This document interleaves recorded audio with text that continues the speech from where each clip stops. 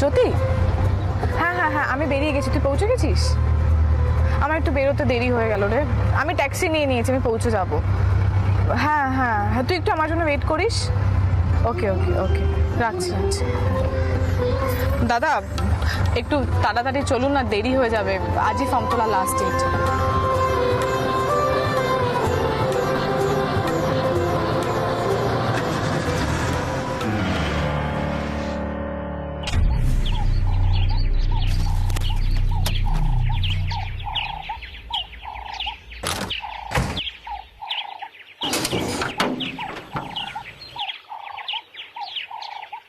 কি হলো দাদা? দেখছি কি প্রবলেম হয়েছে, একটু দেখে নেই, তারপর বলছি। প্রবলেম?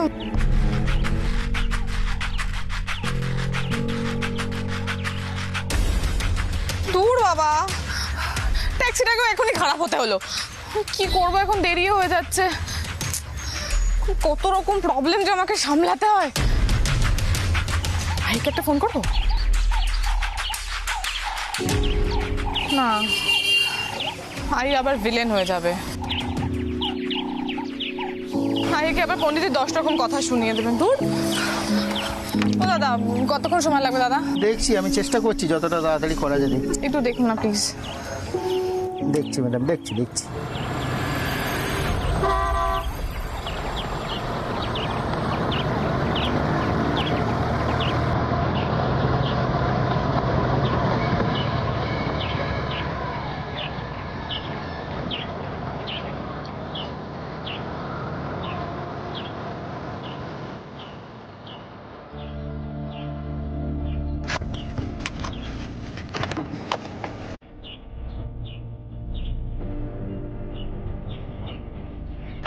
রঞ্জা,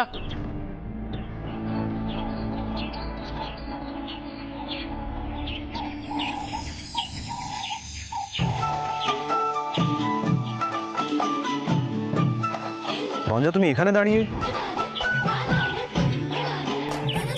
ট্যাক্সি? ট্যাক্সি কেন? তোমাদের গাড়ি কোথায়? বাড়িতে অ্যাকচুয়ালি আজ কোনো গাড়ি অ্যাভেলেবেল ছিল না, আর আমাকে আজই ফর্ম তুলতে হতো আর্জেন্টলি, তাই বেরিয়ে পড়েছি। বুঝলাম, চল আমি তোমাকে ড্রপ করে দিচ্ছি।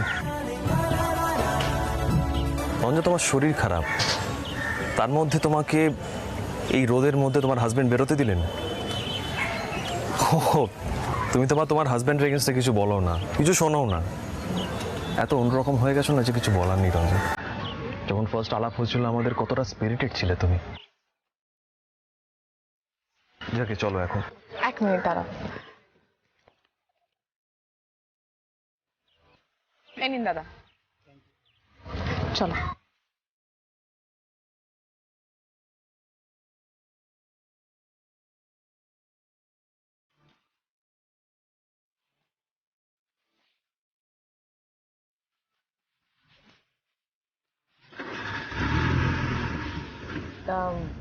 আমার ব্যাপারে তো তুমি সবই জেনে গেছো, এবার নিজের ব্যাপারে কিছু বলো। চন্দননগরে আবার কি মনে করে? একটা প্রপার্টি দেখতে এসেছিলাম, যা কাজ আমার।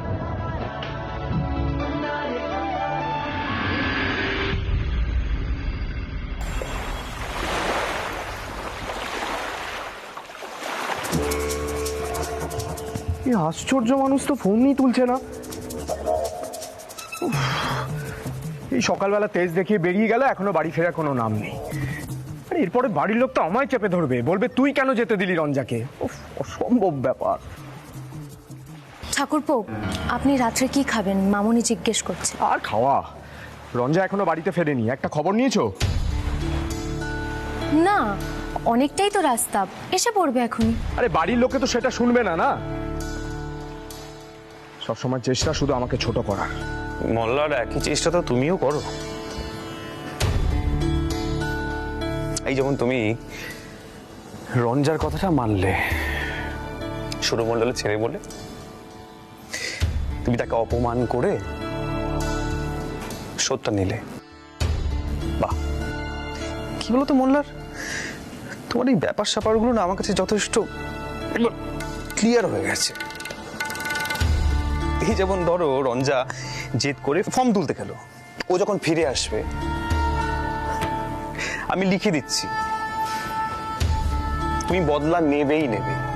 সঙ্গে সঙ্গে ওই পরিবারের সবাই দেরি করে চিৎকার করবে, তুমিও তালে তাল মিলিয়ে চিৎকার করবে, হয়ে গেল। এভাবে কতদিন চলবে মল্লার? আরে এসব কথা তো একবার রঞ্জাকে গিয়ে বলতে পারো। ফোন টোন তুলছে না, এরপরে বাড়ির সবাই তো আমায় চেপে ধরবে। মল্লার, ওই যত ভাবি তোদের কোনো ব্যাপারে আমি কথা বলবো না, কিন্তু তোরা এমন এক একটা কাণ্ড কারখানা করিস যে আমার কথা না বলে কোনো উপায়ও থাকে না। বলি বউ মানুষ, সে সকালবেলা বেরিয়েছে, এখনো ফেরার নাম নেই, এ কেমন কথা? এমনিতেই দাদার মেজাজ গতিক ভালো নয়, তার উপর এসব জানলে তো অনর্থ হয়ে যাবে।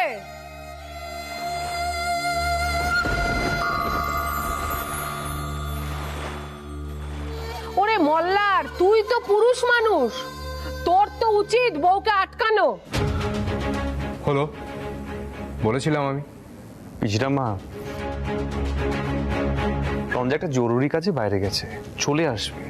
কখন আর ফিরবে? ফোন করা হয়েছে তাকে?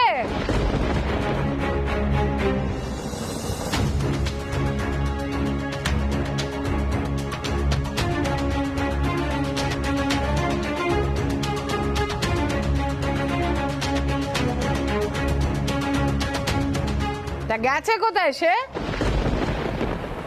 পরীক্ষার ফর্ম তুলতে। ও বাবা, আবার পরীক্ষাও দেবে? তাকে তো কিছু বলার উপায় নেই,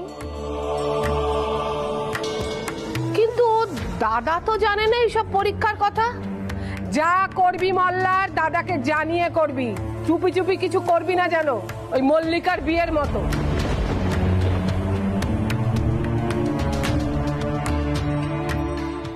ফোনটা তো ধরছে না, বোধহয় সাইলেন্ট। বুঝো কাণ্ড, বুঝি না বাপু তোদের কাণ্ড কারখানা। পিলু, পিলু বললাম যে সবাই কি খাবে জেনে আমাকে বলতে, এখনো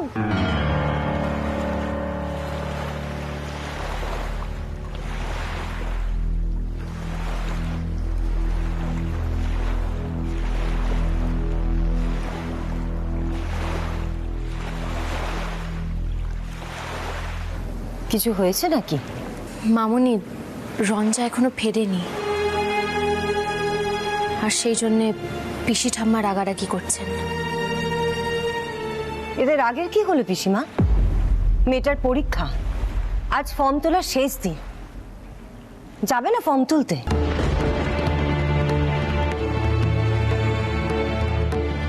সবেতে যদি আপনারা এত বাধা দেন তাহলে তো বিপদ।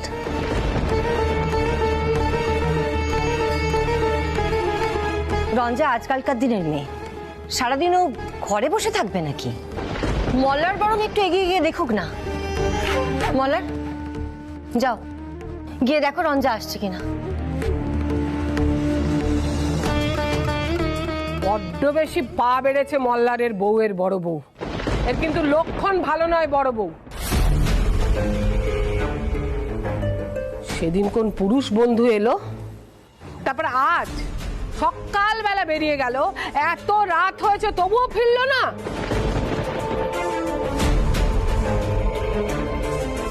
আমাদের তো তিন কাল গিয়ে এক কালে ঠেকেছে, গন্ধ শুকলেই বুঝতে পারি।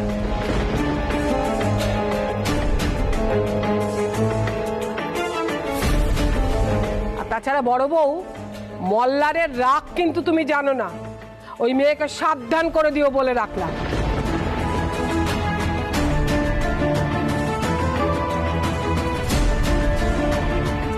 তুমি শুনলে তো মা, পিসি ঠাম্মা কি বলো তুমি শুনলে তো? মামুনি, এসব কথা ঠাকুরপোর কানে গেলে কিন্তু রক্ষে থাকবে না, পাগল হয়ে যাবেন। এ বাড়িতে না নিত্য অশান্তি, কোনো কিছুই যেন সুষ্ঠুভাবে হয় না।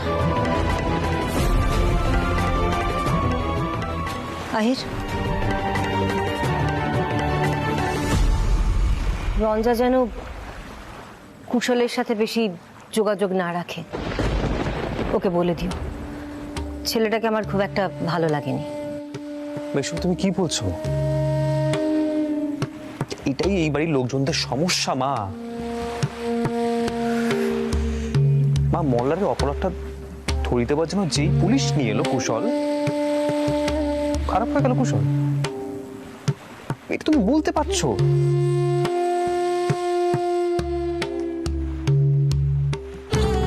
পিলু চলো এসো।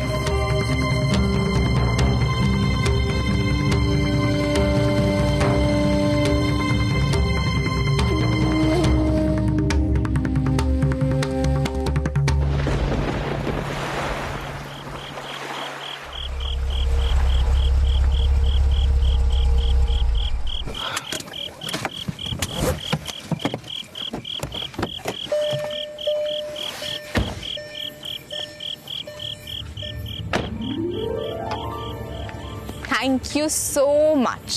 আমি আজকে তোমাকে ভীষণ জ্বালালাম। আরে দূর, আমার সেরকম কোনো কাজই ছিল না, বরং তোমার সঙ্গে দেখা হয় ভালোই হলো, আড্ডা হলো, সময় কাটলো ভালো। সেম হিয়ার, কাজও হলো আড্ডাও